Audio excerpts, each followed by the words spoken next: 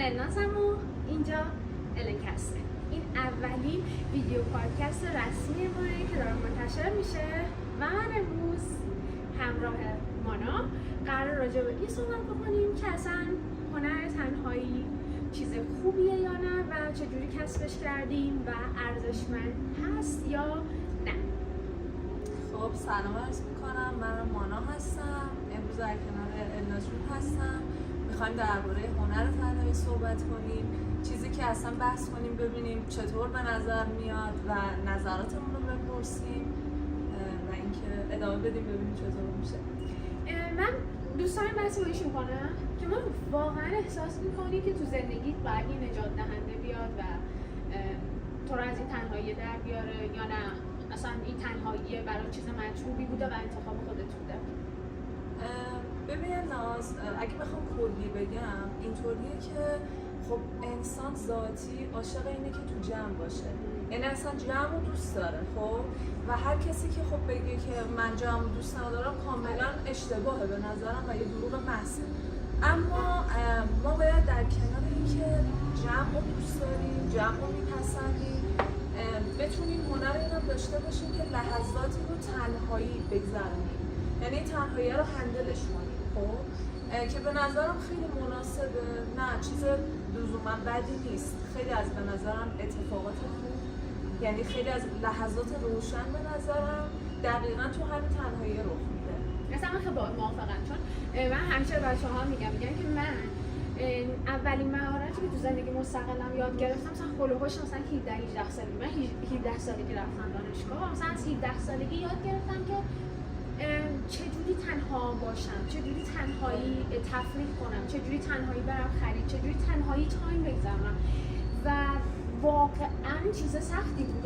یعنی اوایل حس میکردم انگار که مثلا من یه آدمیم که سیاه بختم، من تنها و همه آدم مثلا همراه بقیه میان و اینا و حس میکردم من هر جایی میرم کامل توجه هم، یعنی مثلا وقتی من میرم تو کافه حس میکردم که همه دارن نگاه میکنن و با دست نشونم میدن که این دختره چه تنها اومده. ولی الان که به این مهارت مسلط شدم میگم که این بزرگترین مهارتیه که به نظرم باید یادش گرفت و آموختنیه، چیزی نیستش که واقعا ذاتی باشه. آموختنیه و به نظرم یکم هم پیچیده و سخته، خیلی باهاش مشکل دارن به نظرم، ولی خب به نظرم هر چیزی با تمرین کردن قطعا امکان پذیره و اینم یکی از اون مواردیه که هم خیلی مهمه به نظرم و همین که خب باید یادش کنیم لازمه. آره فکر کنم مثلا این تنهایی باعث شده که مثلا منزوی تر یا افسرده تر بشی یا نه اتفاقا سلامت روان در این شرایط بهتر بوده؟ ببین همونطوری که قبلا گفتم انسان هر دو حالتش رو احتیاج داره، منم خب مستثنا نیستم. اینطوریه که در کنار اینکه حالا اون جمع رو دوست دارم، تنهایی هم داشتم و این حس منزوی بودن نمیشه بگم. من قبلا یکم اینطوری بودم، مثلا یکم قبل اینطوری بودم که خب دقیقا حسایی که میگی، مثلا پاساژ میرفتم، کافه میرفتم، کتابخونه میرفتم، خب میدیدم خیلی دست جمع می‌اومدن، بعد میگفتم که حالا 2 نفری یا چند تا دوست و اینا، بعد میگفتم که خب منم دوست دارم، البته که من دوست دارم، یعنی دوستای خیلی خوبی دارم، اگه دارم من میبینن دوستای خیلی خوبی دارم و اینکه ولی در کنار اونا قطعا لحظاتی رو خودم خواستم که تنها بمونم، گرچه اولش سخت بود اما الان کاملا مدتی عادی شده برام و اتفاقا میگم یه سری اتفاقات خیلی خوب زندگی دقیقا توی همین تنهایی افتاده و به نظر من نه منزوی نه، میدونی در واقع من فکر میکنم که حالا وسط حرفت من فکر میکنم که اتفاقا ما منزوی نبودن و افسرده نبودن رو تو همون تنهایی یاد میگیریم، یعنی اصلا یه جوری از اون تنهایی یاد میگیریم که ببین من خودم هم میتونم مستقل از دیگران برای خودم تایم بگذرونم، تفریح کنم، لذت ببرم و اصلا این مشروط به دیگران نیستش که فلانی باید باشه یا فلان موقعیت باید باشه تا من آدم خوشحالی باشم و من حس میکنم مثلا اون که میگه اتفاقات خوبی میفته اصلا که بزرگترین اتفاقاتی که تجربه تنهایی میده اینه که ما دیگه عملا احساس افسردگی و اون احساس منزوی بودن رو نداریم. آره دقیقاً و یه چیز مثبت دیگه هم که به نظرم میاد اینه که خیلی باعث میشه که تو وقتی این سختی رو به جون میخری به سختی دیگه خیلی راحت‌تر عادت میکنی. می‌بینی یعنی اون پیشرفتی که توی خودت می‌بینی که اصلا با این همه که میگن این سخته واقعا انقدر سخت نیست.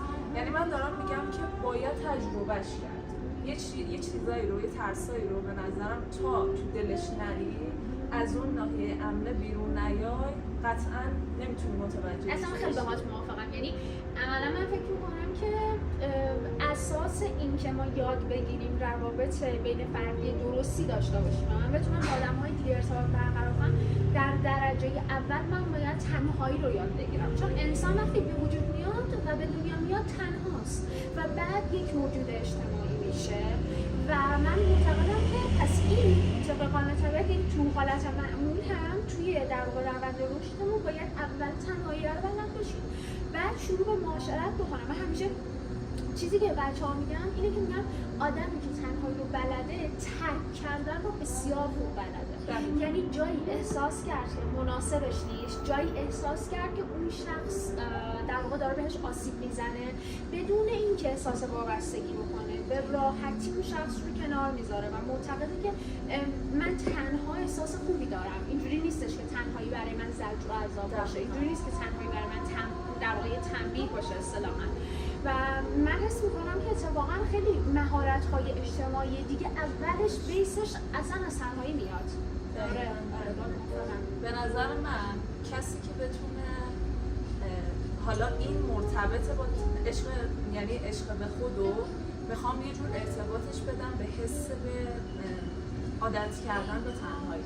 به نظر من خیلی از آدما، شاید ما هم یه روزی جزوش بودیم، شادی رو یعنی حس شادی رو از بیرون دوست دارن بهشون برسه، در حالی که به نظر من کسی که میتونه شادی رو درون خودش پیدا کنه دیگه همون که میگی راحت میتونی ترک کنی. یعنی کسی اگه خوب بود اوکی باش میدونم، حالا میخواد دوست باشه، میخواد فامیل باشه، میخواد پارتنرت باشه، اگر خوب بود کنار هم میمونیم، اگه نه تو انقدر خودتو دوست داری که تنهایی تو اتفاقا ترجیح میدی که به حضور حالا اون شخص، چون عملا براش فایده نداره. چون من حس میکنم که تنهایی حس ارزشمندی میاره.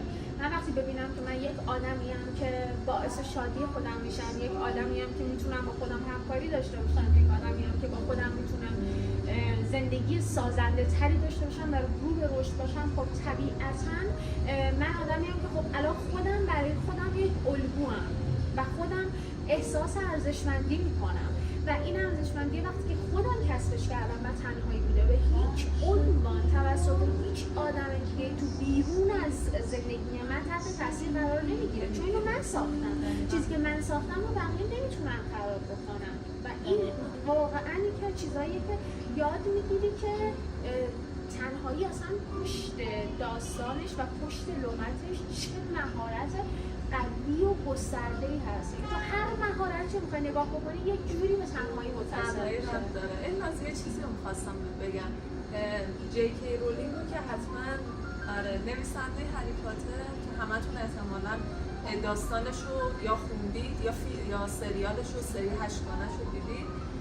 خیلی زندگیش برام جالبه. اینطوری بوده که بعد از طلاق گرفتن از همسرش یه بچه داشته، میتونسته کاملا منزوی بشه، بگه دنیا بر من تموم شد، خب من دیگه هیچ کاری نمیتونم بکنم، در حالی که این تنهایی رو در واقع البته یه الهام گرفته توی یه راه آهن اگه اشتباه نکنم نشسته بود منتظر قطار بود، بعد یهو مثل که یه جرقه تو ذهنش میخوره که خب من بشینم کتابو بنویسم، شروع کرد با قلمش خلق کرد و به نظرم اینجوری نبود که خب من دیگه همه چی تموم شد فلان و از خیلی از جاها هم شکست خورد، اما بازم با وجود تنهایی، با وجود این همه شکست بازم ادامه داد و کتابش خب ترکون در واقع.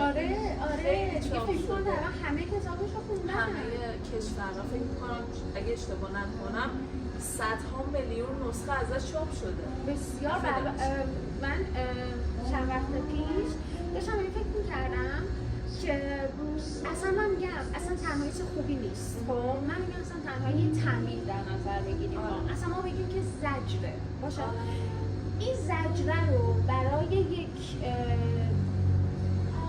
فایده عظیمی که پشتش نشسته و همه این سودا و مزایای سلامت روانی که پشتشه، من میگم که شما اصلا این زجره رو بکشید. یعنی اصلا به چشم عذاب نگاه کنید، اصلا نمیخواد نگاه خوشبینانه بهش داشته باشید، ولی تمرینش بکنید. خیلی چیزها مثلا شما ورزش میکنید تا مدت‌ها بدن درد دارید اصلا سختیشه که باعث میشه شما بعدها به ارزشمندی اون پی ببرید. و چیزی هم که هست اینه که خیلی سخته. یکی از چیزایی که توی مسیر خیلی به بچه‌ها میتونه کمک بکنه و اصلا این پشتوانه علمی داره و چند مقاله راجعش نوشته شده، اینه که ما بنویسن. یعنی وقتی مثلا من نشستم توی کافه و احساس میکنم که تنها و همه آدما دارن نگاه میکنن، اون احساس منفی که در اون لحظه دارم، آدما دارن نگاه میکنن و من در معرض احساس بدی دارم و من در معرض دید بقیه‌ام، همه این احساس منفی‌ها رو بنویسن و اون کاغذه صرفا خودشون افکار رو بیارن رو کاغذ، به مرور نگاه میکنن و میرن جمله بندی ها و محتوای متن‌هایی که در اون شرایط نوشتن بهتر و بهتر میشه و یه روز قطعا خواهند نوشت که من چقدر تنهایی آدم خوشحال تریم. و جدا از اون به نظر من نوشتن معجزه است. میدونی هر موقع که تو فکر میکنی که نمیتونی با شخصی حرف بزنی، اصلا به عنوان یه تراپیست برات کار میکنه. وقتی که تو شروع میکنی نان استاپ نوشتن، هی بنویس هر چی که به ذهنت میاد. اصلا بنویس الان چیزی به ذهنم نمیاد. آخر شبا اگر دوست داشتید، من خودم انجام میدم و خیلی دوستش دارم، میتونید امتحانش کنید. آخر شبا نزدیک 5 دقیقه 10 دقیقه کل چیزی که به ذهنت میرسه، اصلا گفتم یه لحظه مثلا میگه خب چیزی به ذهنم نمیرسه، الان چی بنویسم؟ همون رو بنویس. الان چی بنویسم؟ بعد تو وقتی بعد از خالی شدن ذهنت که کل اون روز سختی‌های اون روزو کشیدی، وقتی میبینیش میفهمی چه الگویی رو من دارم فکر میکنم، اصلا من چی به ذهنم رسید.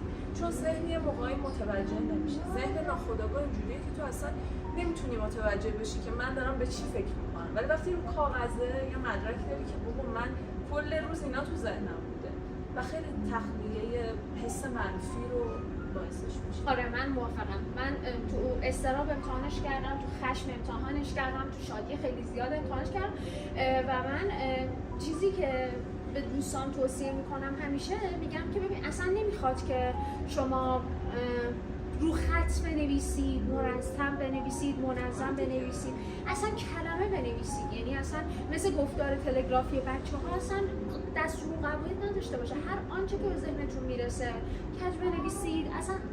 اصلا تابع هیچ قوانینی نیست، فقط بنویسید. نوشتن اصلا اینه که شما با توانایی دیداریتون میبینید که دارید به چی فکر میکنید و عملا توانایی ذهنی رو دیداریش میکنید و یه چیز عینیه که من این احساس رو الان دارم و این باعث میشه درک بکنی که حالا من چه احساسی دارم، حالا چجوری باید باهاش برخورد بکنم. حالا از این سوال ازت بپرسم، به نظر خودت حالا نمیدونم چجوری بهت بگم، اگه بخواد مثلا یه رابطه ای رو شروع کنی، یه سوال همینطوری عمومی بخوام ازت بپرسم، به نظرت مهمه که طرف مقابل چقدر با تنهایی اوکیه یا نه؟ آره من واقعا مهمه و اصولا آدم‌هایی رو انتخاب می‌کنم که مهارت رو داشته باشن، چون میدونم که هیچ کدوم از ما، من فکر میکنم توی یک رابطه سالم دو تا آدم به نظر سلامت روان داشته باشن، وابستگی در واقع افراطی رو دوست ندارن. یعنی طبیعتاً هیچ آدمی دلش نمیخواد یه آدمی نان‌استاپ وابسته بهش باشه و با کوچکترین فاصله ای اون آدم بیقراری بکنه و بعد بینشون بحث پیش بیاد و من فکر میکنم که اتفاقا وابستگی جدا به نظرم یه آسیبه و آدمی که تنهایی رو بلد نباشه یک آدم وابسته است. بهترین حالت اینه که اون آدم در درجه اول تنهایی رو بلد باشه و برای من شخصا جزو اولویتات اولویت ها در انتخاب یک آدمه و باز هم خیلی جالب اینه که اگر یک آدم این اولویت رو نداشته باشه من باز انتخابم تنهایی خودمه. آفرین. اینجوری نیستش بودن که با دقیقاً اینجوری نیستش که اگر تو شرایطت به من نخوره من فقط به خاطر اینکه تنها نباشم بیام سراغ تو، من اصلا همچین چیزی وجود نداره. اگر قراره من سالیان سال هم تنها باشم ولی انتخاب مناسبی نداشته باشم من ترجیح میدم تنها باشی. و به نظرم شخصی که شادی رو تو درون خودش داره اینو میتونه به شخص مقابلش منتقل حتی کنه. مثلا چی بخوام بهت بگم، من اگه یه شخصی مثلا دوست، اصلا پارتنر، دوست، هر کسی بخواد با هم رابطه داشته باشه، اینطوری هم که ازش سوال میپرسم که حالا بیشتر در رابطه با پارتنر صحبت میکنه که ازش میپرسم که خب الان چی شد که فکر کردی میتونی رابطه تشکیل بدی؟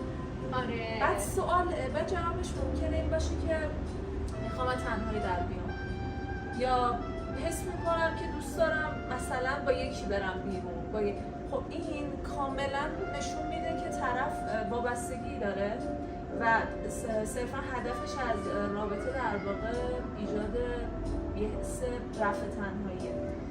ولی کسی که مثلا اینطوریه که من یه عشق و شور رو تو درون خودم دارم، یعنی با تنهایی خودش اوکیه، خودشو خیلی سلف لاف داره، در واقع خودشو خیلی دوست داره و خب الان آماده اینم، انقدر مملو از عشقم، آماده اینم که این عشق رو به یکی دیگه منتقل کنم، حتی که طرف مقابلش باشم و منم همینطور. یعنی نمیگم فقط باید طرف اون به من باشه، هر دو از طرفین باید اینجوری باشه که عشق از طرفین به هم بتابه به نظرم و همین میشه که رابطه کامل به نظر من کامل میتونی بگی. خیلی موافقم. یعنی اصلا آدم که تنهایی رو دوست نداره به نظر من خودش رو دوست نداره، چون تو تنهایی شما خودتی و خودت. وقتی تو تنهایی رو دوست نداری یعنی خودت رو دوست نداری. وقتی تو خودت رو دوست نداری نمیتونی منو دوست داشته باشی. اصلا همچین چیزی وجود نداره. تو نمیتونی به ماده یه صورتی بدی که وجود خارجی نداره. تو اگه دوست داشتن بلد بودی خودت رو دوست داشتی و از کوزه همان تراوت که در روز. یعنی تو اگه عشق درون خودت نباشه نمیتونی اینو انتقال بدی.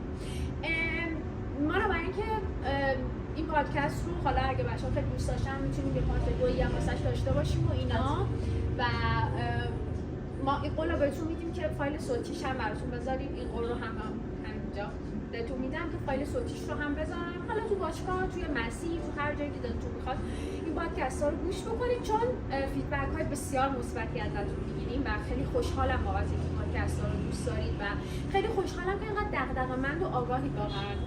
اینو همیشه جدا میگم که من خیلی مخاطبام رو دوست دارم، خیلی دغدغه‌مند و آگاهن، یعنی میدونن که باید دنبال چی برن و میدونن که دغدغه هاشون چیه. تو دغدغه‌ت رو بشناسی خیلی به نظرم شناخته بزرگیه. به نظر من مهمتر از این که تو رابطه‌ای تشکیل بدی اینه که اول کاملا خودتو بشناسی، شخم بزنی کل وجودتو، من چیم، کیم، چیا رو دوست دارم، نمیدونم چیا رو باید تو خودم ایجاد کنم، چه نقطه ضعفایی دارم، چه نقطه قوتایی دارم، چه جوری به هم تبدیلشون کنم. به نظر من فوق‌العاده مهمه و به نظر من این باید تو اول مثلا اواخر دوره نوجوانی و دیگه اوایل جوانی اصلا یه چیزی که الزاماً باید یاد بگیری، یعنی کلید موفقیتشون برای در واقع تایم‌های بعدیه. دقیقاً. ولی النازی چیزی بگم، خیلی از آدمام هستن که تو سن بالاتر میرسن به این موضوع و به نظر من هیچ مشکلی نداره. هر موقع که تو بخوای خودتو تغییر بدی، یعنی این زندگی باید اینطوری باشه که مرحله به مرحله خودتو بهتر کنی، هر لحظه بهتر از زمان قبل. یعنی تو باید نسخه قبلی خودتو همیشه داشته باشی، یه لول بری بالاتر. یعنی میگم میتونیم زیادم سخت نگیریم. یعنی اگر یه شخصی شاید مثلا سنین نوجوانی حالا توی شرایطی بوده که یه سری چیزا تو ذهنش بوده نمیتونسته یعنی اوکیش کنه، چه بهتر که از سن کم باشه. همین رو می‌خواستم ولی بگم. خب بازم هیچ وقت دیر نیست اگر قابلیت اینو داشته باشه که خودش رو بتونه تغییر بده، خیلی هم عالیه. یعنی اصلا من فکر می‌کنم که مثلا یه شخصیتی سالمند هم هست آره. و الان تو دوره‌ای که خب حالا مثلا ممکنه پارتنرش فوت کرده باشه، ممکنه بچه‌هاش در واقع هر کدوم رفته باشن سر خونه زندگیش، حتی اون آدم هم اگر بلد نیست برای حتی یک روزی که قراره در ادامه زندگی بکنه هم یاد بگیره. ولی اگر یک کسی که داره نگاه میکنه مخاطبیه که نوجوانه یا اول در واقع دوران جوانیشه، خیلی بهتره. قطعاً به نظرم در اولین اولویتتون بذارید. این مهمترین مهارتیه که باید شما یاد بگیرید. یعنی استقلال مالی خیلی خوبه، رشد و پیشرفت، تحصیلات، همه اینا خیلی خوبه، ولی برمیگرده به تنهایی. اصلا شما هر کاری بکنید سرش برمیگرده به تنهایی. بیسش دقیقاً همین. ما داریم به انتهای پادکست نزدیک میشیم و ما یه توصیه برای بچه‌ها برای اینکه تنهایی رو یاد بگیرن. اگه حالا چیزی می‌خوای بگی، کتاب می‌خوای معرفی بکنی، چون بهم گفتی که می‌خوام کتاب معرفی کنم.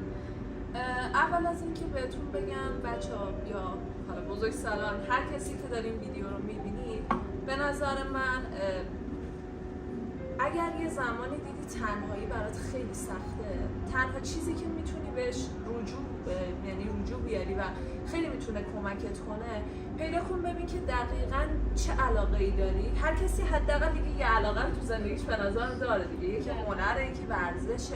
ببین خودتو غرق اون کن. اگر وقت باید برای کارهای دیگه بذاری که هیچی، خب میتونی، ولی بخش اعظم بیکاری تو که فکر کنی تنهایی و اینا، مشغول اون کارشی و به نظرم بسیار تاثیرگذاره. چون تو وقتی عاشق یه کاری هستی، وقتی داری اون کار رو انجام میدی، مختص خودته، ناخودآگاه به خودت و کارت و همه اون موقعیت علاقه‌مند میشی. مثلا یه کسی عاشق نویسندگیه، بنویس. یه کسی عاشق نمیدونم بافتنه، بشین چیزای مختلفه بافت و میبینی که چقدر تنهایی میتونه قشنگ باشه. ولی یه ولی هم بگم، اصلا از جمع دور نشید، حتما تایماتون رو توی جمع هم بگذرونید، چون جمع هم بسیار مهمه به نظر من. آره خیلی باهات موافقم و کتابم من اگه بشه کتابی که بچه‌ها یه کتابی هست، قبل از فرارسیدن مرگ باید 5 راز مهم رو کشف کنیم. اثر فکر می‌کنم پروفسور جان ایزو باشه و اینکه یه تیکه کوچیکی در رابطه با عشق به خود داخلش هست. کتاب می‌کنم صفحه 80 باشه. نوشته اول خودتان رو دوست بدارید. یعنی این مهمترین چیزیه که خیلی مهمه توی بخش خودشناسی و روانشناسی و اینکه به نظرم تقریبا صفحه 79 80 81 میتونه مرتبط با این موضوع باشه. اگه دوست داشتید تهیه‌اش کنید یا اینکه پی دی افش رو بگیرید و بخونید. به نظرم میتونه مفید باشه. معرفی کتابه و من هم نکته آخر اضافه بکنم، اینکه من فکر می‌کنم که این که فکر کنید اگر با یه حالت قبطه‌ای بگید خوش به حال مانا که تنهایی رو بلده، یا مثلا خوش به حال ناز که میدونه چجوری باید تنها باشه، خیلی برام مهمه که اینو کاملا بپذیرید که اگر یک شخصی تنهایی رو بلده، اون رو به طور در واقع ذاتی نداشته، جزو غرایز انسان نیست تنهایی. انسان کلا موجود اجتماعیه و این صرفا مهارت لازمیه که با تمرین به دست اومد، مثل ورزش کردن، مثل رانندگی کردن، مثل زبان یا هر مهارت دیگه ای صرفا به تمرین بستگی داره و به جای سختیشو بکشید. آره و به جای قبطه خوردن به حال آدم‌هایی که این مهارت رو دارن، از همین امروز شروع کنید. تنها کافه برید، تنها سینما برید، تنها خرید برید، تنها خونه آشپزی کنید، تنها فیلم نگاه کنید. حتی من شخصا خودم تجربه تنهایی سفر کردن بسیار زیاد دارم، خیلی لذت بخشه. امیدوارم که پادکست امروز ما و هنر تنهایی براتون مفید بوده باشه و دوستش داشته باشید. انشاءالله حتما در پادکست های آینده می‌بینیمتون.